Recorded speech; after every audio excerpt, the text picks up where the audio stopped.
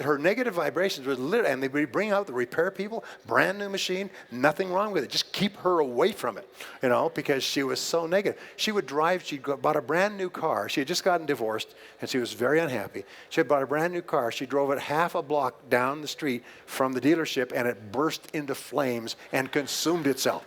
And they tore it all apart. There was not a single thing wrong with the car except she was driving it. Anyway. Now here's an important point, and it's a trap that you have to avoid. And we see this in America. In America, one of the greatest emotions, and it's one of the most destructive of all negative emotions, is the combination of envy and resentment. Is almost all of our laws, our tax laws, our regulation laws, almost half the political body in America is driven by envy and resentment of those who are more successful. So it's very easy for us, if you read the papers, to be envious and resent other people who are successful. Then once you start to envy them, you start to see that they're evil or they're bad or they make too much money or they're oppressing or exploiting the poor and so on and so forth. So it's very easy, if we're not careful, for us to criticize successful people. Yet when you criticize successful people, you activate another law which comes under the law of attraction, which is the opposite, which would be what? Would be the law of repulsion. And the law of repulsion says if you criticize other successful people, you create an anti-magnetic force that drives success out of your life. So one of the things I teach my kids, one of the things I teach my friends is always admire successful people. Look up to successful people. Don't fall into the trap saying, yeah, he's successful, but he's not happy, or she's successful, but she's overweight, or he's successful, but his life sucks, he's successful, but he's, No, don't get into the trap of criticizing successful people. Admire them for their success, their hard work, their energy, their years of application, and so on, and be happy for their success. Always want for others what you want for yourself. Always want for others what you want for yourself. And when you see somebody who's worked hard and achieved success, you say, that's wonderful. Abraham Lincoln once says that some people become successful as proof that others may do it as well. And so that's the mindset of the superior person. The superior person admires successful people, and as a result, they set up this positive force field of energy that draws into their lives people, opportunity, and ideas to be successful as well. Again, America is the most successful country in the world because there's very little institutionalized class envy, except in Washington. Yeah. And in America, in most other countries where people are successful, they have to hide it. In Australia and New Zealand, they have what they call the tall poppy syndrome. If you go there for any time at all, they call it the tall poppy. People who are successful are called tall poppies, and the job of the newspapers is to cut down the tall poppies. So if you're successful, you kind of have to keep your head down because it is a habit to attack successful people. Here, who's the most successful? Who's the successful American? Carlos Slim just passed him. Can you imagine that? Do you know how much stuff you have to steal in Mexico to become the richest person in the world? Unbelievable. But if you look at Bill Gates, he's our richest American, right? $54 billion. Everybody admires Bill Gates. Isn't that true? Have you ever heard anybody run him down? I mean, of our people? We don't run him. We are happy for his success because the fact that he's successful means it's possible for us as well. Now, we may not make as much money, but hey, what's 1 billion? $1 billion would be okay, right? 1 million would be okay. 1,000 would be okay for some of us. Anyway, my point is that the law of attraction is a two-edged sword, and you have to use it very carefully. And I'll come back to this in a second. The next law is called the law of correspondence. The law of correspondence says that your outer world is a mirror of your inner world, and that wherever you look, there you are. You live in a 180-degree mirror, and every part of your life reflects back to who you are. It's almost like what is inside yourself is reflected onto the screen. So you see this in your relationships. Instantaneously, when you change your thinking internally, your relationships automatically change. You see it in your health. You see it in your income. You see it in your wealth. You see it in your home, your car. Every part of your life is a reflection back to you of what is going on inside yourself.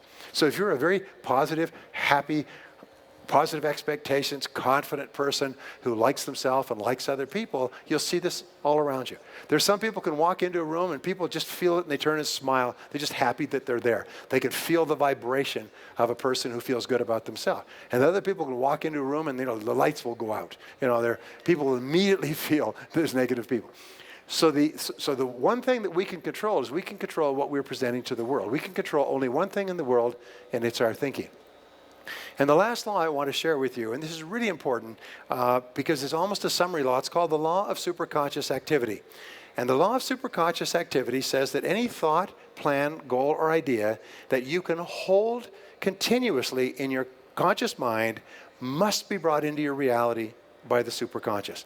Now let me say this again because it is the greatest law of history. It summarizes all the great mental and spiritual principles ever discovered. Any thought, plan, goal, or idea that you can hold continuously, that's the test. Can you hold the idea in your conscious mind must be brought into your reality by your superconscious. Your superconscious will bring you ideas and insights. Your superconscious will attract people and resources. Your superconscious will solve every problem on the way to your goal. The superconscious will give you lessons that you need to achieve the goal and to hold on to the goal. Your superconscious will give you energy that drives you toward the goal. The most important thing of all is that the goal has to be clear. And this is the key. Now people say, well, how do I make all these lessons work? Well, all these laws work. Well, it's very simple. You don't need to. All you need to do is have a very clear, specific goal.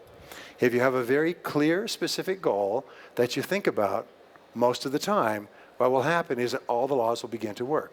So the summary of these 7 laws, which we talked about before, is that you become what you think about most of the time.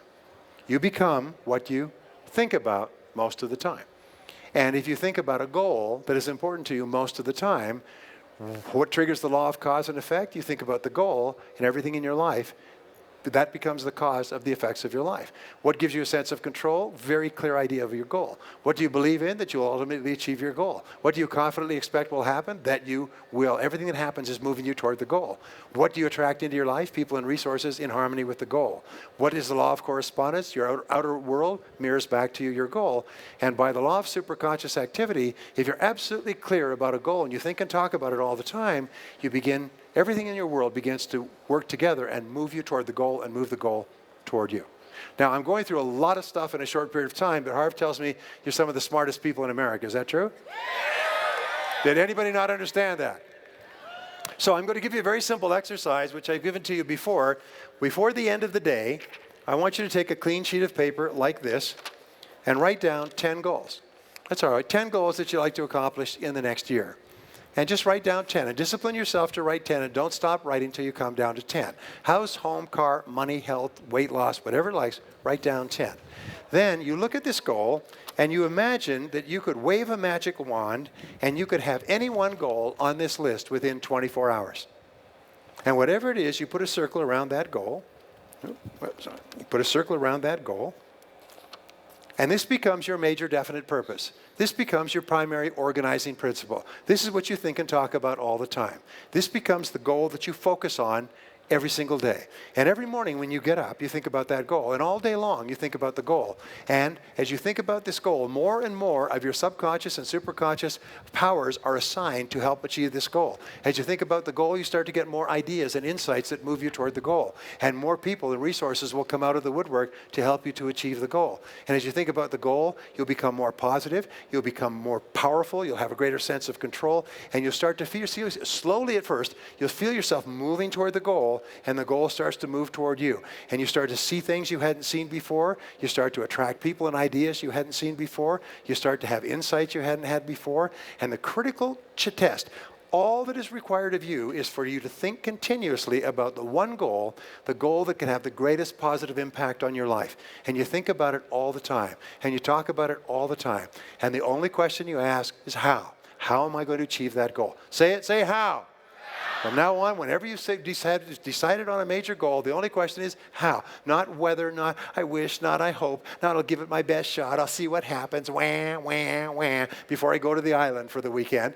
What you do is you say no. The only question is how. Because every time you ask the question how, it's like stepping on the accelerator of your own imagination and you trigger ideas. How? And the ideas, every idea is for an action that you can take. And it's an action that you can take to move towards your goal. And every time you take that action, you move faster towards your goal. And we say that God answers prayer in the form of ideas for actions that you can take. And if you take action over and over again, what do you develop? You develop the habit of taking action all the time. And the faster you move towards your goal, the faster the goal moves towards you. My friend Mark says it really well. He said, whatever you want wants you. Isn't that right, Mark? So a great line. Whatever you want wants you. And if you're absolutely clear about it, the test is can you think about it most of the time.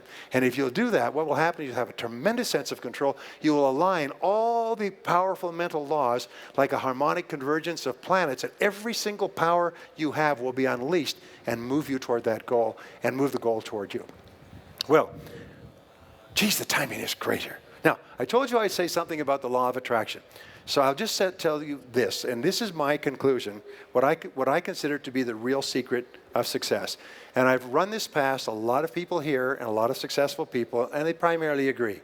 I believe that the law of attraction is necessary but not sufficient. In other words, it is a necessary part of success because it's a powerful law, but it is not enough in itself. Are you with me so far? So I was in Korea recently, and I began talking about this, which what triggered the idea. I said, you know, when I left Los Angeles and wheels came up, the pilot came on and said, we'll be landing in Seoul at 5 minutes after 5 tomorrow afternoon. And then I was surprised to learn that for the entire flight, the plane was off course. The plane was off course 99% of the time. It was continually off course. So what are all the avionics in the plane? What are the pilot, co-pilot, and engineer? What are they there for? To get the plane back on course. Because the plane is off course with wind shear and clouds and movement of the earth and gravitational forces and so on. Every plane is off course 99% of the time. Your life is off course 99% of the time.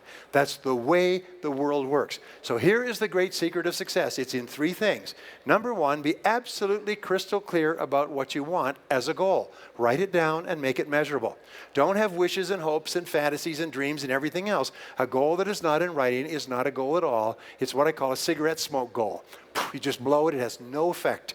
But a goal that is in writing becomes something you can touch, taste, feel, fold, read, work on, and so on. So number 1 key to success is to have a very clear goal that you want to accomplish. Number 2 is take off. And this is the most important thing of all. That's what T.Harv teaches you. That's what everybody here teaches you, is take off. In avionics, they have an expression called wheels up. They say the plane does not officially exist as a flight until wheels are up. At that point, it fits into the computer, the flight plans, and everything else. The most important thing you do in the world is you take the first step. You take the first step, and in taking the first step, as we said before, a leap of faith, but in taking the first step, suddenly everything starts to happen for you. You start to get feedback from your environment. You start to get ideas and input. You start to change course and so on. And the third key to success is keep making course corrections until you achieve your destination.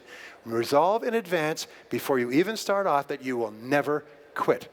What I found is if you resolve in advance that this is my goal, this goal will change my life more than anything else, and by gum, I will never quit until I achieve that goal, you become a totally different person.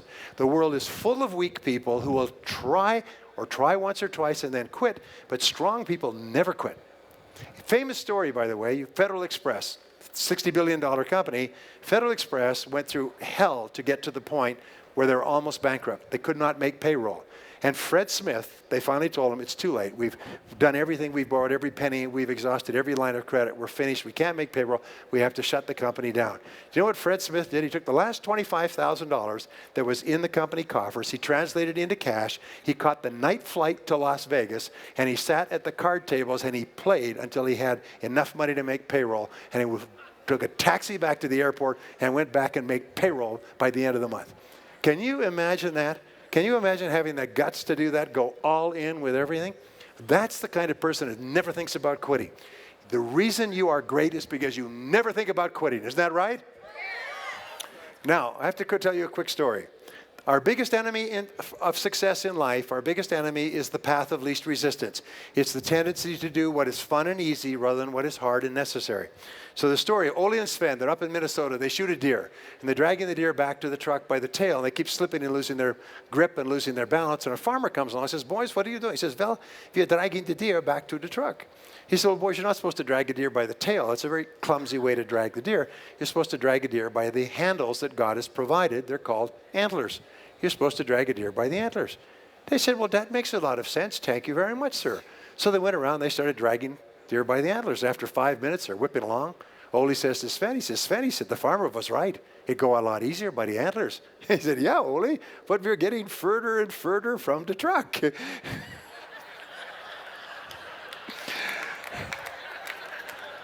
And if you didn't understand that, someone will explain it to you later. The world is full of people who are dragging the easy way, but they're getting further and further from the truck of their own ambitions. They're not doing what is hard and disciplined and necessary. They're doing what is fun and easy, and they're going to have fun until their daddy takes their T-bird away. Now, let me just summarize by saying this. My time is up. By saying this, that we're living at the very best time in all of human history. And you are the very best people living at the very best time in the very best country in all of human history. And of everything that's been accomplished in the last 200 years of America, what's going to be accomplished in the years ahead will be greater than that. We're hockey sticking as an economy, and we're into basically the great wave of success. As Michael told you, more people will start more businesses and become millionaires in the years ahead than in all of history. And your job is to be at the front of the line. Your job is to take full advantage of this wonderful country that is available to us. So here are the three things. The real secret of success. Number one, decide exactly what you want. Set it as a goal. Write it down. Make a plan to accomplish it. Number two, take action on that goal and take action every day. And number three, keep making course corrections until you achieve the goal. And never, never give up. Thank you very much. God bless you. Thank you. All right, let's hear from Brian Tracy.